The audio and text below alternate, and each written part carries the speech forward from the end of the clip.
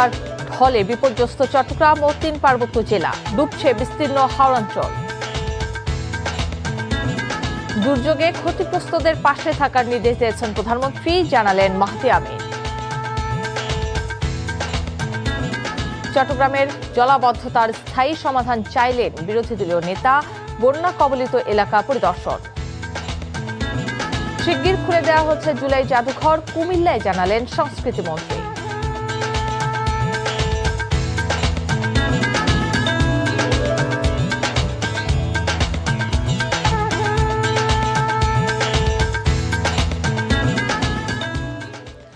আসসালামু আলাইকুম, খোরশেদা কাকুলি স্বাগত জানাচ্ছি এনটিভির দেশের খবরে। হাই গ্যাস ইউনাইটেড শিরোনাম দেখছিলেন, এবার পুরো খবর। অতিবৃষ্টি, পাহাড়ি ঢল এবং পাহাড় ও দেয়াল ধসে চট্টগ্রামের 4 জেলায় গত 5 দিনে নারী, শিশু সহ 30 জনের মৃত্যু হয়েছে। চট্টগ্রাম পার্বত্য 3 জেলা ও হাওরের বিস্তীর্ণ এলাকা প্লাবিত হওয়ায় পানিবন্দী কয়েক লাখ মানুষ।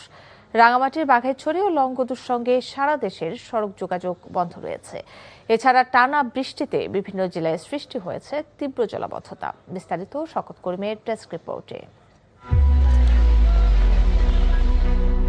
বর্ষা এলেই পাহাড়ের বুকে জীবনবাজি, ধসের ভয়। পাহাড় ধসে এ পর্যন্ত কক্সবাজারে 19 জন, চট্টগ্রাম ও বান্দরবনে 5 জন করে এবং রাঙামাটিতে প্রাণ গেছে 1 জনের। পাহাড়ি ঢল ও টানা বৃষ্টিতে নদ নদীর পানি বেড়ে খাগড়াছড়ি, রাঙামাটি, কক্সবাজারের বিস্তীর্ণ এলাকা প্লাবিত হয়েছে। বৈরী আবহাওয়ায় সাজেকে আটকা পড়েছে কয়েকশো পর্যটক। বিচ্ছিন্ন রয়েছে সড়ক যোগাযোগ, বিদ্যুৎ সরবরাহ বন্ধ রয়েছে অনেক এলাকায়। চরম দুর্ভোগে পাহাড়ের বাসিন্দারা। বাঁধ ভেঙে তলিয়েছে শহর গ্রাম। কক্সবাজারে পেকুয়া, চকরিয়া ও মাতামুহুরী উপজেলায় পানিবন্দী প্রায় 1.5 লাখ মানুষ। আমরা খুব মানবতার জীবনযাপন করতেছি। আমি পাশাপাশি পরিবহনের ক্ষেত্রেও আছি। আজকে 4-5 দিন 6 দিন পর্যন্ত পর্যটক নিষেধাজ্ঞার কারণে আমাদের এখানে চলতে খুব কষ্ট হয়ে যাচ্ছে। কষ্টে আছি আমরা, এখনো থাকার জায়গা নেই, খাবার পানি নেই। চট্টগ্রাম জেলায় 4 শতাধিক আশ্রয় কেন্দ্রে অবস্থান করছে প্রায় 10,000 মানুষ। টানা বর্ষণে জলাবদ্ধতার কবলে বাকুলিয়া, আগ্রাবাদ, বহদ্দারহাট সহ চট্টগ্রাম মহানগরের বিস্তীর্ণ এলাকা, ব্যাহত জীবনযাত্রা। অতিবৃষ্টি ও উজানের ঢলে মৌলভীবাজারের রাজনগরে মনু নদীর বাঁধ ভেঙে প্লাবিত অন্তত 15টি গ্রাম। তলিয়ে গেছে বসতভিটা, রাস্তাঘাট, ফসলি জমি, মানবেতর জীবন দুর্গতদের। ভাই আমার পানিতে কোমর পানি, সারা রাত আমরা অনেক পূজা করেছিলাম। আমাদের গবাদি পশু পাখি গুলা সাইড করছি এবং বাড়ির যে আসবাবপত্র এগুলো আমাদের সাইডে রাখছি। আমরা গাঙ্গার মারে উঠা আমরা ভিজতাছি, ফিন্দার খাবার ফিন্দা লইয়া ঘুরতাছি, আমরা অনারে মরতাছি। আমরা কোনো রান্না বাড়া নাই, আমরা বাচ্চা কাচ্চা উপাস। সুনামগঞ্জে রেকর্ড বৃষ্টিপাত, পানি বেড়েছে নদ নদী ও হাওরে। বন্যার আশঙ্কায় হাওরবাসী। হবিগঞ্জ সদরের কালীগঞ্জ এলাকায় খোয়াই নদীর প্রতিরক্ষা বাঁধ ভেঙে প্লাবিত অন্তত 20টি গ্রাম।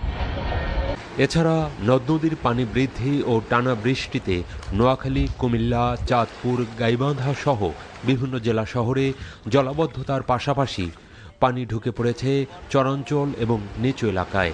নষ্ট হচ্ছে কষ্টের ফসল, ভাঙনে বিলীন হচ্ছে বাড়িঘর, মূল্যবান সম্পদ। শওকত করিম, এনটিভি নিউজ ডেস্ক।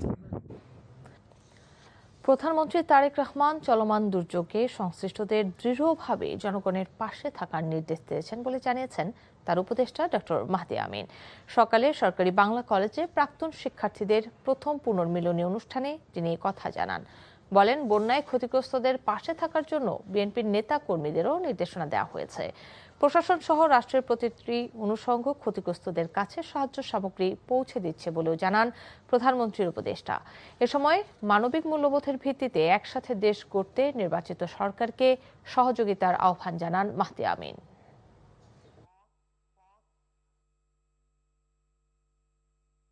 জনগণের সরকারের প্রধানমন্ত্রী হিসেবে মাননীয় প্রধানমন্ত্রীর নির্দেশনায় বর্তমানে রাষ্ট্র পরিচালনায় থাকা দল বিএনপি এবং সর্বস্তরের নেতাকর্মীরা এই 5 জেলা এবং অন্যান্য জায়গায়ও ক্ষতিগ্রস্ত মানুষের সাথে দাঁড়িয়েছেন, পাশে দাঁড়িয়েছেন এবং সম্পূর্ণভাবে প্রশাসন, আইন শৃঙ্খলা বাহিনী, যেখানে প্রয়োজন সেনাবাহিনী এবং রাষ্ট্রের গুরুত্বপূর্ণ প্রতিটি অনুষঙ্গ ক্ষতিগ্রস্ত মানুষদের কিভাবে কষ্ট লাঘব করা যায়, কিভাবে তাদের কাছে খাদ্যপণ্য পৌঁছে দেওয়া যায়, কিভাবে পানি পৌঁছে দেওয়া যায়, স্যানিটেশন নিশ্চিত করা যায়, সেগুলো নিয়ে কাজ করছেন। বিরোধী দলীয় নেতা ও জামাত ইসলামীর আমির ডক্টর শফিকুর রহমান বলেছেন, সামান্য বৃষ্টি হলে চট্টগ্রামের মানুষের দুর্বিষহ অবস্থা হয়, এটির স্থায়ী সমাধান প্রয়োজন। সকালে চট্টগ্রামের বন্যা দুর্গত এলাকা বাঁশখালী ও সাতকানিয়ার বিভিন্ন এলাকা পরিদর্শন ও ত্রাণ বিতরণ শেষে এসব কথা বলেন তিনি। এর আগে চট্টগ্রাম শাহ আমানত আন্তর্জাতিক বিমানবন্দরে নেতাকর্মীদের সাথে মত বিনিময় করেন তিনি। চট্টগ্রামে দুর্যোগে প্রাণহানি ও ক্ষতিতে গভীর উদ্বেগ প্রকাশ করে তিনি বলেন, বিশ্বের বিভিন্ন দেশ এর চেয়েও বড় দুর্যোগ সামাল দিচ্ছে। এটা আমাদের দুঃখ যে সামান্য একটু বৃষ্টি নামলেই গড়বাড়ির এই অবস্থা হয়ে যায়। এগুলা কোনো সমাধান না, সমাধানের পথ খুঁজতে হবে যে কেমনে এগুলা থেকে বাঁচা যায়। দুনিয়ার বহু দেশ আছে, এর চাইতে আরো খারাপ অবস্থা ছিল তাদের, কিন্তু এখন তারা এগুলা থেকে উত্তরণ করে চলে আসছে। তো সেই হিসাবে আমরা আশা করছি যে আমরাও যদি আন্তরিকভাবে সবাই মিলে দেশের জন্য কাজ করি, সমাধান বের হবে ইনশাল্লাহ। তথ্য সম্প্রচার মন্ত্রী জহিরুদ্দিন স্বপন বলেছেন, দীর্ঘ আন্দোলন সংগ্রামের পর পাওয়া গণতান্ত্রিক বাংলাদেশে এখন রাষ্ট্র মেরামতের কাজ চলছে। প্রধানমন্ত্রী তারেক রহমান সেই লক্ষ্যে দিনরাত পরিশ্রম করে চলেছেন। সকালে বরিশাল বিশ্ববিদ্যালয় ক্যাম্পাসে শহীদ রাষ্ট্রপতি জিয়াউর রহমানের ৪৫তম শাহাদাত বার্ষিক উপলক্ষে আয়োজিত মাসব্যাপী বৃক্ষরোপণ কর্মসূচির সমাপনী অনুষ্ঠানে তিনি এসব কথা বলেন। মন্ত্রী আরও বলেন, প্রধানমন্ত্রী সরকার প্রধান হিসেবে নয়, রাষ্ট্রনায়ক হিসেবে দেশ ও দেশের মানুষের উন্নয়নে কাজ করছেন। সরকারের পাশাপাশি এই ধরনের সামাজিক সংগঠনের সামাজিক তৎপরতাকে অব্যাহত রাখতে হবে। প্রমাণ করতে হবে রাজনীতি কেবলই ক্ষমতা ভোগ করার একটা প্রক্রিয়া নয়, রাজনীতি জনগণের ভাগ্য পরিবর্তনের প্রক্রিয়া, এবং সেটা যেই রাজনৈতিক দল ক্ষমতায় যেতে চায় তাদের কর্মকাণ্ডের মধ্য দিয়ে তা প্রমাণ করতে হবে। সংস্কৃতি মন্ত্রী অ্যাডভোকেট নিতাই রায় চৌধুরী জানিয়েছেন, সব প্রস্তুতি শেষ, খুব শিগগিরই জুলাই জাদুঘর দর্শনার্থীদের জন্য খুলে দেওয়া হবে। সকালে কুমিল্লা জাদুঘর ও শালবন বিহার পরিদর্শন শেষে সাংবাদিকদের প্রশ্নের জবাবে তিনি একথাও জানান। মন্ত্রী বলেন, অন্তর্বর্তী সরকারের সময় জুলাই জাদুঘর কমিটি কিছুটা এলোমেলো ছিল, সে কারণে নতুন করে কমিটি গঠন করা হয়েছে। দ্রুত সময়ের মধ্যে সংবাদ সম্মেলনের মাধ্যমে জুলাই জাদুঘর উদ্বোধন সংক্রান্ত বিষয়ে বিস্তারিত জানানো হবে। গতকালকে গেজেট হয়ে গেছে, আমাদের কমিটি হয়ে গেছে। এখন আমরা সাংবাদিক সম্মেলনের মাধ্যমে আমরা মানে জুলাই জাদুঘর, যে কথা জাদুঘর বন্ধ কেন বন্ধ, মানে জাদুঘর আমরা কমিটি ছিল না, পরিচালনা কমিটি ছিল না, তাহলে যে খুশি সেই করতে পারে। এখন আমরা শিগগিরই আমরা চালু করব। বরিশালের আগৈলঝাড়ায় আসামির মৃত্যুর গুজবে থানায় হামলা ভাঙচুর ও পুলিশের উপর হামলার ঘটনায় 18 জনকে গ্রেফতার করা হয়েছে। সিসিটিভি ফুটেজ যাচাই করে জড়িত অন্যদেরও গ্রেফতারে রাতভর অভিযান চালানো হয়েছে। Police super A Z Mostafizur Rahman জানান, থানায় হামলার ঘটনায় 43 জনের নাম উল্লেখ সহ অজ্ঞাত 2 শতাধিক আসামি করে মামলা করা হয়েছে। জানা গেছে, বুধবার একাধিক মামলার আসামি রিয়াজ ফকিরকে চুরির মামলায় গ্রেফতার করা হয়। সিসি ক্যামেরায় দেখা যায়, হাজতে থাকা অবস্থায় নিজের মাথায় নিজেই আঘাত করে জখম হয় রিয়াজ। পরে তাকে বরিশাল শের-ই বাংলা মেডিকেল কলেজ হাসপাতালে ভর্তি করা হয়। বৃহস্পতিবার দুপুরে রিয়াজের মৃত্যুর গুজব ছড়িয়ে পড়লে শত শত মানুষ লাঠি সোঁটা নিয়ে থানায় হামলা ভাঙচুর ও পুলিশকে মারধর করে। এতে 5 পুলিশ সদস্য আহত হন। নরসিংদীর মেথিকান্দা রেল স্টেশনে হামলা ও লুটপাটের শিকার বাক প্রতিবন্ধী বৃদ্ধা ববি বেগমের মৃত্যুর ঘটনায় জড়িত 6 জনকে গ্রেফতার করেছে র্যাব। সকালে প্রেস ব্রিফিংয়ে জানানো হয়, বৃদ্ধার কাছে সঞ্চিত অর্থ লুট করতেই ওই নারীকে হত্যা করে মাদকাসক্তরা। বিস্তারিত সালাউদ্দিন কাদেরের রিপোর্টে। 80 বছর বয়সী ববি বেগম, রোগে শোকে জরাজীর্ণ শরীর নিয়ে জনমদুখী বাক প্রতিবন্ধী এই নারী নিঃসঙ্গ জীবনযাপন করতেন নরসিংদীর মেথিকান্দা রেল স্টেশনে। গত 4 জুলাই মাঝরাতে স্টেশনে একটি পরিত্যক্ত ঘরে ঘুমিয়ে থাকা অবস্থায় দুর্বৃত্তরা নির্মমভাবে পিটিয়ে আহত করে তাকে। 4 দিন চিকিৎসাধীন থাকার পর মৃত্যু হয় তার। এই ঘটনায় দেশ জুড়ে ব্যাপক প্রতিক্রিয়া সৃষ্টি হয়। ঘটনার অনুসন্ধানের পর র্যাব জানায়, স্টেশনে পরিচ্ছন্নতার কাজ ও মানুষের সহায়তায় যক্ষের ধনের মতো 20,000 টাকা জমিয়েছিলেন বৃদ্ধা ববি বেগম। সেই অর্থ লুট করতেই এই হত্যাকাণ্ড।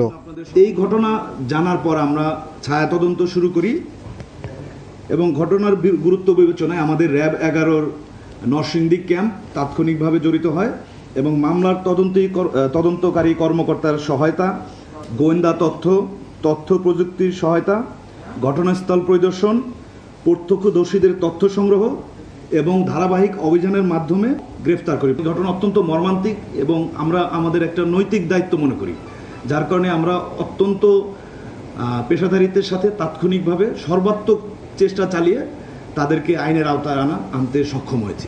এই ঘটনায় নরসিংদী ও ব্রাহ্মণবাড়িয়া থেকে 6 আসামিকে গ্রেফতার করা হয়। রেল স্টেশনগুলোতে নিরাপত্তা নিশ্চিত ও সকল প্রকার অপরাধ নির্মূলে এলিট ফোর্সটি কাজ করছে বলে জানানো হয় সংবাদ সম্মেলনে।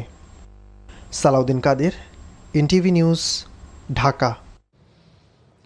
বস্তুনিষ্ঠ সংবাদ, জনপ্রিয় নাটক আর রিয়েলিটি শো এর মাধ্যমে দেশের মানুষের মন জয় করা স্যাটেলাইট টিভি চ্যানেল এনটিভির 23 বছর পূর্তি উপলক্ষে সারা দেশে নানা আয়োজন করা হয়।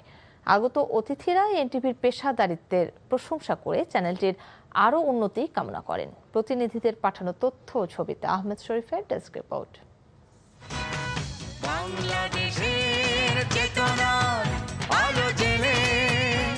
লক্ষ্মীপুর প্রেস ক্লাবে দেশ পেরিয়ে এনটিভির 24 বছরের পদার্পণ উপলক্ষে কেক কাটা আলোচনা সভার আয়োজন করা হয়। অনুষ্ঠানে পানি সম্পদ মন্ত্রী শহীদুদ্দিন চৌধুরী আনি প্রধান অতিথি হিসেবে উপস্থিত ছিলেন। তিনি এনটিভির সকল কলাকুশলীকে শুভেচ্ছা জানিয়ে প্রতিষ্ঠানটির উত্তরোত্তর উন্নতি কামনা করেন। এই বছর শেষ 24 বছর এবং প্রথম দিকে এনটিভিকে আমরা সবচেয়ে বেশি রাজপথে দেখেছি। এখনো আমি মনে করছি যে এনটিভির এই কাজ আমাদের কাছে শেষ হয়ে যায়নি। নওগাঁয় বর্ণাঢ্য র্যালি, আলোচনা সভা, কেক কাটা ও বৃক্ষচারা বিতরণের মধ্য দিয়ে পালন করা হয়েছে জনপ্রিয় টিভি চ্যানেল এনটিভির 23 বছর পূর্তি ও 24 বছরের পদার্পণ অনুষ্ঠান। নওগাঁ ফুড প্যালেস মিলনায়তনে অনুষ্ঠিত এনটিভির প্রতিষ্ঠাবার্ষিকীর অনুষ্ঠানে প্রধান অতিথি ছিলেন নওগাঁ সদর আসনের সংসদ সদস্য জাহিদুল ইসলাম ধলু। এনটিভির 24 বছর পদার্পণ উপলক্ষে কক্সবাজার প্রেস ক্লাবে কেক কাটা ও আলোচনা সভার আয়োজন করা হয়। অনুষ্ঠানে আগত অতিথিরা এনটিভিকে শুভেচ্ছা জানিয়ে বলেন, সত্য প্রকাশে এনটিভি সবসময় অবিচল। নানা সীমাবদ্ধতা অতিক্রম করে 24 বছরের সফল পথ চলা গণমাধ্যমটির পেশাদারিত্ব ও জনগণের আস্থারই বহিঃপ্রকাশ। ভোলা প্রেস ক্লাবে জেলা পুলিশ সুপারের পক্ষ থেকে বিশেষ উপহার সামগ্রী গ্রহণের পর শুরু হয় আলোচনা সভা। এনটিভির প্রতিষ্ঠাবার্ষিকীকে বিএনপি জামায়াতের নেতা, প্রশাসনের কর্মকর্তা ও সাংবাদিকদের আলোচনায় প্রাণবন্ত হয়ে ওঠে পুরো অনুষ্ঠান। কেক কাটার পর র্যালি দিয়ে শেষ হয় অনুষ্ঠানমালা।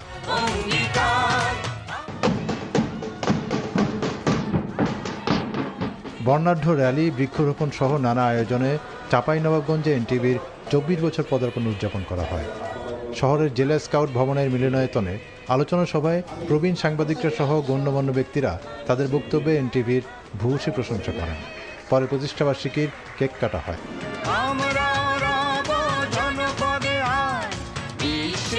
প্রতিষ্ঠাবার্ষিক উপলক্ষে সাতক্ষীরায় র্যালি বের করা হয়। পরে শহরের রয়্যাল প্লাস কনভেনশন হলে আয়োজিত অনুষ্ঠানে অংশ নিয়ে অতিথিরা বলেন, 23 বছরে এনটিভি নানা চ্যালেঞ্জের মুখোমুখি হলেও বস্তুনিষ্ঠ সংবাদ প্রকাশে কখনো পিছপা হয়নি। কেক কাটা আলোচনা সভা ও সাংস্কৃতিক অনুষ্ঠানের মধ্য দিয়ে সাতক্ষীরায় পালিত হয় এনটিভির প্রতিষ্ঠাবার্ষিক। আহমেদ শরীফ, এনটিভি নিউজ ডেস্ক। পানি বাড়ায় কর্ণফুলী বিদ্যুৎ কেন্দ্রের উৎপাদন বেড়েছে। টানা কয়েকদিনের বর্ষণে উজান থেকে নেমে আসা পাহাড়ি ঢলে কাপ্তাই হ্রদে বেড়েছে পানি। বর্তমানে রুল কার্ভের চেয়ে 5 ফুট পানি বেশি রয়েছে কাপ্তাই হ্রদে। এতে কর্ণফুলীর পানি বিদ্যুৎ কেন্দ্রেও বেড়েছে উৎপাদন। 3 দিনের ব্যবধানে আরও 35 মেগাওয়াট বিদ্যুৎ উৎপাদন বেড়েছে। বর্তমানে সব কয়টি ইউনিট সচল রেখে বিদ্যুৎ উৎপাদন হচ্ছে 179 মেগাওয়াট। কেন্দ্রের সর্বোচ্চ বিদ্যুৎ উৎপাদন ক্ষমতা 242 মেগাওয়াট। চিকিৎসকদের কোনো ব্যক্তি বা দলের লোক না হয়ে রাষ্ট্রের লোক হিসেবে দায়িত্ব পালনের আহ্বান জানিয়েছেন মৎস্য ও প্রাণী সম্পদ প্রতিমন্ত্রী সুলতান সালাউদ্দিন টুকু। দুপুরে টাঙ্গাইল মেডিকেল কলেজ হাসপাতাল মিলনায়তনে হাসপাতাল ব্যবস্থাপনা কমিটির সভায় একথা বলেন তিনি। প্রতিমন্ত্রী বলেন, টাঙ্গাইলে মানুষ যাতে উন্নত ও মানসম্মত স্বাস্থ্যসেবা পান সে লক্ষ্যে কাজ করা হচ্ছে। হাসপাতালের জনবল সংকট দ্রুত নিরসনের চেষ্টা করা হবে। তবে নতুন জনবল নিয়োগ না হওয়া পর্যন্ত বিদ্যমান জনবল দিয়েই সর্বোচ্চ সেবা নিশ্চিত করতে চিকিৎসকদের প্রতি আহ্বান জানান তিনি। নানা আয়োজনে সাভারে ইন্টারন্যাশনাল হিউম্যান ডিউটিস ডে পালন করেছে আন্তর্জাতিক স্বেচ্ছাসেবী সংগঠন junior chamber international JCI Dhaka Astral. সকালে এনাম মেডিকেল কলেজ হাসপাতালে আয়োজিত অনুষ্ঠানে প্রধান অতিথি ছিলেন স্থানীয় সংসদ সদস্য ডক্টর দেওয়ান মোহাম্মদ সালাউদ্দিন বাবু। জেসিআই ঢাকা অ্যাস্ট্রলের লোকাল প্রেসিডেন্ট ডক্টর সিনথিয়া আফরিনের সভাপতিত্বে অনুষ্ঠানে বক্তব্য রাখেন জেসিআই ইন্টারন্যাশনাল হিউম্যান ডিউটিস কমিটির চেয়ারপারসন কাজী ফাহাদ, জেসিআই বাংলাদেশের রিজিওনাল প্রেসিডেন্ট ও এনাম মেডিকেল কলেজ হাসপাতালের ভারপ্রাপ্ত চেয়ারম্যান শামস মোহাম্মদ এনাম।